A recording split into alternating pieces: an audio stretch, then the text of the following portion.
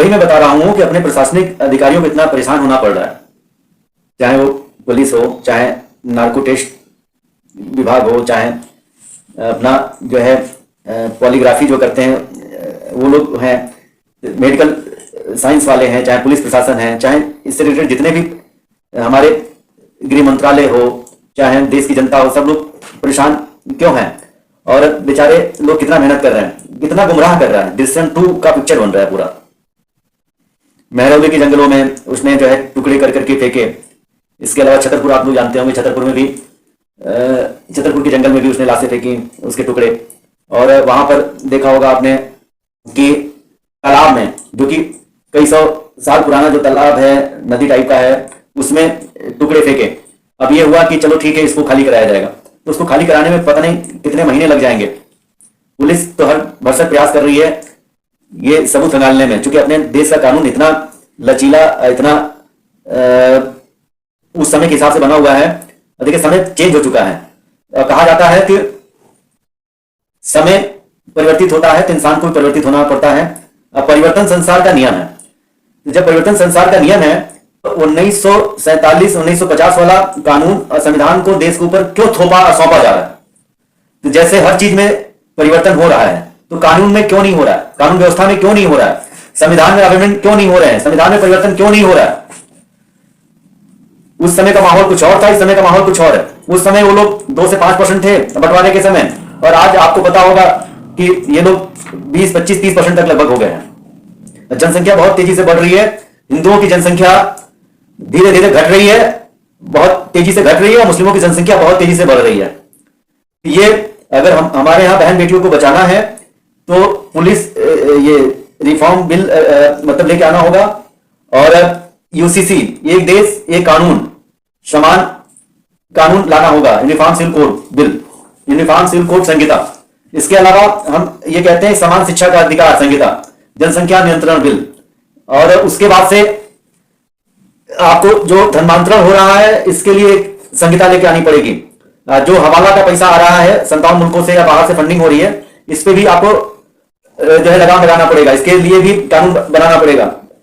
इसके अलावा विदेशी जो चंदे आ रहे हैं इन लोगों के लिए पलने पूछने के लिए, तो इसके ऊपर भी आपको विधिवत विचार करके संविधान में जो संशोधन होता है वो देश की, हमारे यहां जितने भी सांसद हैं, जितने भी संवैधानिक पद पर बैठे हुए हैं, वो लोग संसद में विशेष सत्र बुलाएं, वहां बैठ करके संविधान में संशोधन करें और उसमें एक कठोरतम कानून बनावें, जिस पर जो है जितने भी ये गुंडा माफिया भ्रष्टाचारी, ये हवाला चंदा धर्मांतरण, और देखिए जब तक आप पेड़ पे पत्तियों जैसे पीली पत्ती होगी तोड़ देंगे तो वो सही नहीं होगा।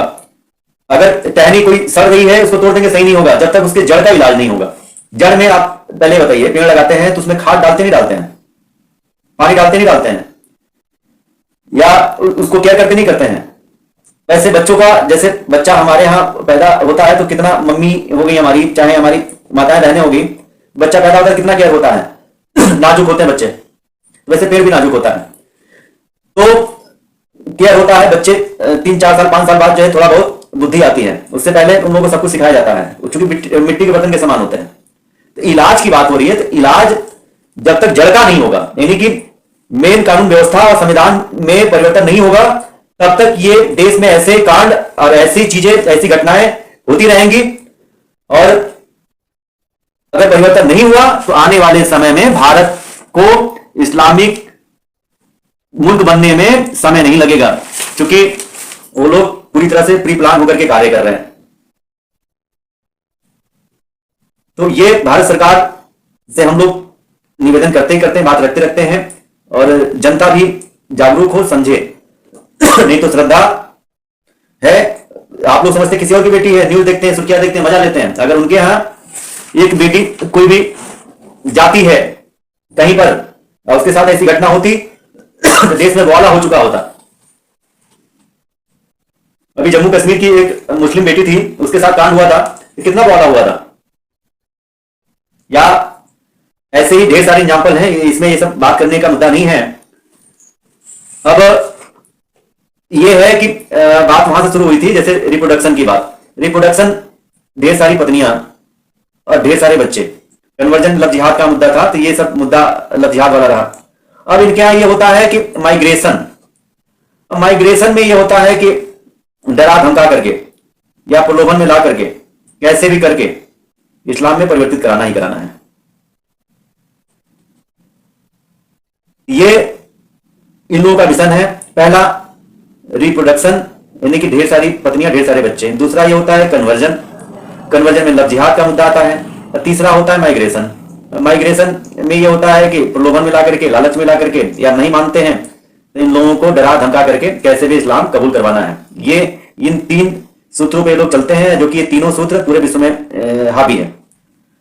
और माइग्रेशन में ये होता है कि डरा धमका करके, और कहने का मतलब ये है कि छोटे भाई का पैजामा बड़े भाई का कुर्ता, ये होता है। समझे कि नहीं समझे आप लोग? समझिए, छोटे भाई का पैजामा बड़े भाई का कुर्ता। तो ये तलवार के डर पे सलवार उतारने वालों में से लोग हैं और इस्लाम कबूल करते चले जा रहे हैं, लेकिन अपने सनातनी भाइयों को ये सब सारी बातें समझनी होगी। और देखिए, हमसे लोग कहते हैं कि आप कुरान पढ़ लेंगे तो आप खुद ही इस्लाम बन जाएंगे। हमने कहा भैया हम कुरान तो पढ़ते ही पढ़ते हैं, क्या पूछेंगे आप? सियाओं के बारे में पूछेंगे या सुन्नियों के बारे में पूछेंगे? क्योंकि देखिए, सियाओं के यहाँ जो कलमा होता है या सुन्नियों के यहाँ जो कलमा होता है, सुन्नी तो सुनकर के हुए हैं, इन लोगों को अधूरी जानकारी होती है, इन लोगों को कुछ पता नहीं होता है। और कुरान ये पूरा पढ़े भी नहीं होते हैं, अधूरी बातें करते हैं। मैं तो कुरान पढ़ता भी हूँ भैया, ऐसे नहीं बात करता हूँ।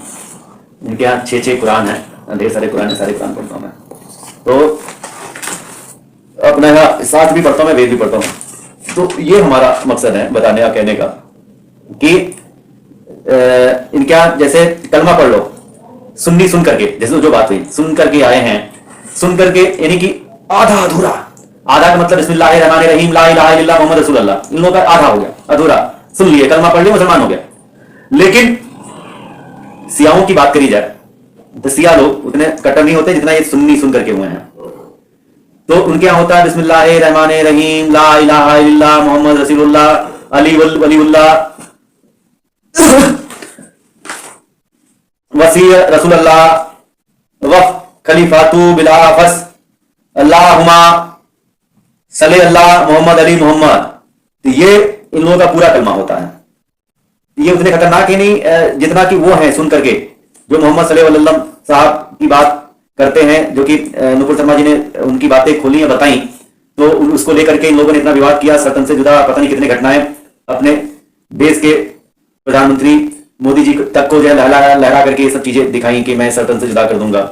या कमलेश तिवारी के साथ जो कांड हुआ था, उसके बाद से योगी जी को भी धमकी देते हैं, ये सब चीजें करते हैं मन मुताबिक।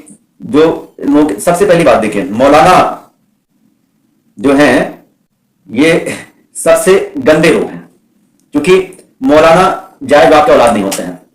मौलाना हमेशा जो बनता है, चाहे हाफिज बनता है, चाहे इनके यहाँ बहाबी कह सकते हैं, मतलब मौलाना हो गया या हाफिज हो गया, बहाबी, ये सब जो जितने भी हैं ये सब नाजायज बाप के औलाद होते हैं। नौरोज सिया में भी होता है, सुन्नी में भी होता है। तो नौरोज एक इन लोगों के साल में एक फंक्शन पड़ता है। अब आप लोग ये समझते होंगे, या मतलब ढेर सारे लोगों से मेरी बात हुई, वो लोग पंडित को मौलाना को एक ही समझ बैठते हैं, लेकिन ऐसा नहीं है। धर्मगुरु, स्कॉलर, ये सब अलग अलग चीजें हैं। जो इनके यहाँ मौलाना होते हैं, मौलवी या हाफिज होते हैं, उस्ताद होते हैं, ये सब नाजायज बाप के औलाद होते हैं। जस्ट लाइक नौरोज में जो त्योहार मनाया था साल में एक बार, इनकी माताओं, बहनों, बेटियों, बहुओं, जिनका एक तरीके से अपना साइंटिफिक रीजन होता है कि जिनका पीरियड आना शुरू हो जाता है, तो उनको एक वो उत्सव की तरह मनाया जाता है। सबको बंद कर देते हैं, सारे परिवार के लोगों को, रिश्तेदारों को, बहन हो चाहे बेटी हो, चाहे माँ हो चाहे बहन हो, बहू हो या भाभी हो, और सारे मर्द उसमें हिस्सा लेते हैं। आंख पे पट्टी बांधी जाती है हॉल में, और जो जिसको पकड़ लेगा, ये खेला होता है आंख पे पट्टी बांधे। जो बाप अगर अपनी बिटिया को पकड़ लिया तो उसके साथ संभोग करता है, संबंध बनाता है, जो बच्चा पैदा होता है वही मौलाना बनता है। उसके बाद अगर बहन को भाई पकड़ लेता है तो बहन लेके चला जाता है। ये प्रोसेस चलता है, और जब तक वो बच्चा पैदा नहीं होगा वो चीजें पूरा नहीं होगी, तो वो ही मौलाना और हाफिज बनते हैं। तो इन लोगों के यहाँ मौलाना एक नाजायज बाप का औलाद होता है, इनके बाप का कोई नाम नहीं होता। कहते हैं कि नहीं, ये अल्लाह की बनाई हुई चीजें, अल्लाह की रस्में हैं, इस्लाम हमारे यहाँ ये कहता है, ऐसा है, ये चीजें जायज हैं। तो ये लोग इस चीज को तवज्जो देते हैं, ये चीज को मानते हैं, ऐसी विचारधारा है। तो ये देश को बर्बाद कर रहे हैं। अब ये पंडितों से, हमारे यहाँ धर्मगुरुओं से तुलना करते हैं कि ये सब गलत है और इस पे हमारी भारत सरकार कठोरतम कार्रवाई करे और संविधान में और कानून व्यवस्था में परिवर्तन करे। क्योंकि कोर्ट में जाओ तो भैया जो कानून बना होगा उसी के हिसाब से जज साहब आदेशित करेंगे और सजा सुनाएंगे। कानून बनाना संसद और सरकारों का काम है, कानून का पालन कराना कोर्ट का काम है। ये आप लोग डिफरेंस समझ लीजिए, क्योंकि आप लोग पढ़े लिखे हैं, इंटेलेक्चुअल है। और हम जितना समझा पा रहे हैं उससे ज्यादा आप लोग समझदार हैं। फिर भी मैं आप लोगों को समझा रहा हूं, इसको समझिए और इस पे पालन करिए, आवाज उठाइए। जय हिंद, जय भारत।